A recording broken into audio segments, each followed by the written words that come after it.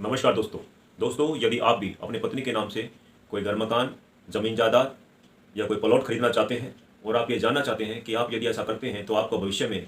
किस तरह की कानूनी समस्याओं का या अन्य परेशानियों का सामना भी करना पड़ सकता है, तो दोस्तों यह वीडियो आपके ही लिए है।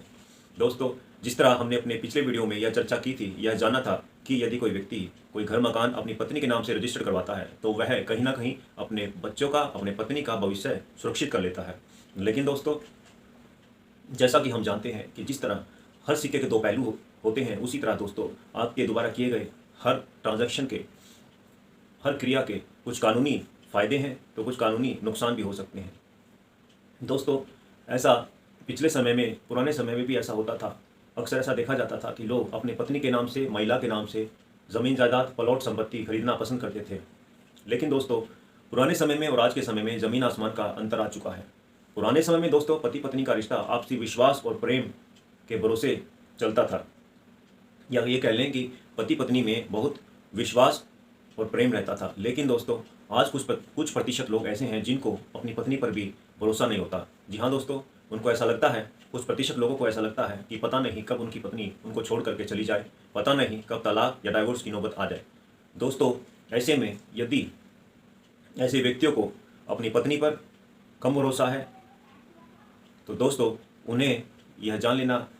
अति आवश्यक है कि भविष्य में उनको किन किन कानूनी समस्याओं का सामना भी करना पड़ सकता है यदि आपके और आपके पत्नी के बीच में रिश्ते विश्वास पर नहीं है, आपके रिश्ते मधुर नहीं है।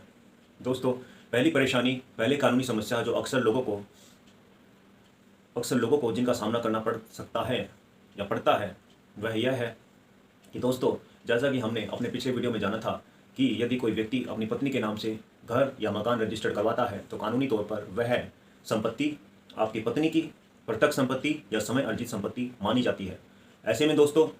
भले ही वह घर मकान किसी व्यक्ति ने 100% अपनी राशि दे करके, 100% अपना धन दे करके खरीदा हो, लेकिन क्योंकि वह अपनी पत्नी के नाम से रजिस्टर्ड करवाता है, वह संपत्ति, घर मकान कानूनी तौर पर आपकी पत्नी के नाम पर ही होता है। ऐसी संपत्ति में दोस्तों उस व्यक्ति का या उसके परिवार के किसी अन्य सदस्य का किसी तरह का कोई मालिकाना हक नहीं रह जाता है। जी हाँ दोस्तों, यदि ऐसे में कभी भविष्य में उस व्यक्ति की पत्नी की मृत्यु भी हो जाती है तो दोस्तों वह खरीदा गया मकान या संपत्ति कानूनी तौर पर उस व्यक्ति के नाम नहीं आती है। कानूनी तौर पर वह खरीदा गया मकान या संपत्ति उस व्यक्ति के पुत्र या पुत्री के नाम पर चली जाती है। तो यह भी एक पहलू है दोस्तों जिसका हमें ध्यान रखना चाहिए। दूसरी दोस्तों कानूनी समस्या या कहने की परेशानी जिसका सामना अक्सर अधिकतर लोगों को करना पड़ता है, वह यह है दोस्तों, कभी कभी पति पत्नी का रिश्ता ठीक नहीं चल रहा होता, या कह लें कि आपसी मनमुटाव या लड़ाई झगड़े के चलते यदि किसी व्यक्ति की पत्नी उसे छोड़ करके चली जाती है, या दोस्तों नौबत तलाक या डाइवोर्स की आ जाती है, या दोस्तों पत्नी ऐसे व्यक्ति पर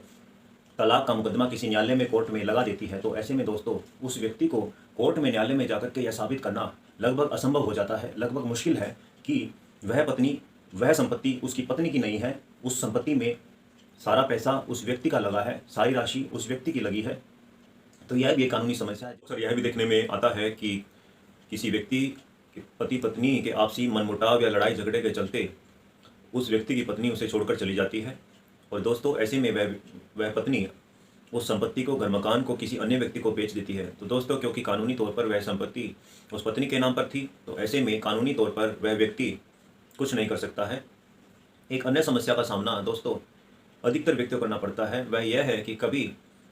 कोई पत्नी अपने पति पर यदि तलाक का या डाइवोर्स का मुकदमा किसी न्यायालय में, किसी कोर्ट में लगा देती है, तो ऐसे में दोस्तों उस व्यक्ति को कोर्ट में, न्यायालय में जाकर के यह साबित करना या प्रूव करना बहुत मुश्किल हो जाता है कि जो संपत्ति, जो घर मकान उस व्यक्ति ने अपनी पत्नी के नाम से खरीदा है, असल में वह व्यक्ति उस घर मकान का मालिक है।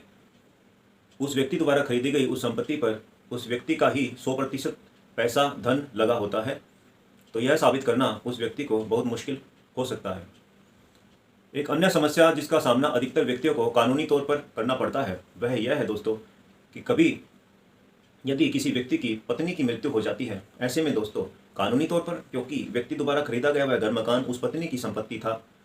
तो ऐसे में दोस्तों कानूनी तौर पर वह घर मकान उसकी पत्नी की मृत्यु के बाद उस व्यक्ति के नाम वापस नहीं आता है। कानूनी रूप से वह मकान, वह घर संपत्ति उस व्यक्ति के, उस पत्नी के पुत्र और पुत्री के नाम पर चला जाता है। तो दोस्तों, यह कुछ कानूनी समस्याएं हैं जिनको भी आपको ध्यान में रखना चाहिए। यदि दोस्तों आप अपनी पत्नी के नाम से कोई घर, मकान या संपत्ति खरीदने की सोच रहे हैं, आपके और आपके पत्नी के बीच में विश्वास थोड़ा कम है, तो दोस्तों इन बातों का भी ध्यान ऐसे व्यक्ति को रखना चाहिए। तो दोस्तों, कानून की जानकारी से भरपूर ऐसे और वीडियोस पाने के लिए आपसे अनुरोध है कि आप मेरे चैनल कानून टुडे को ज़्यादा से ज़्यादा शेयर कीजिए, लाइक कीजिए, सब्सक्राइब कीजिए। धन्यवाद।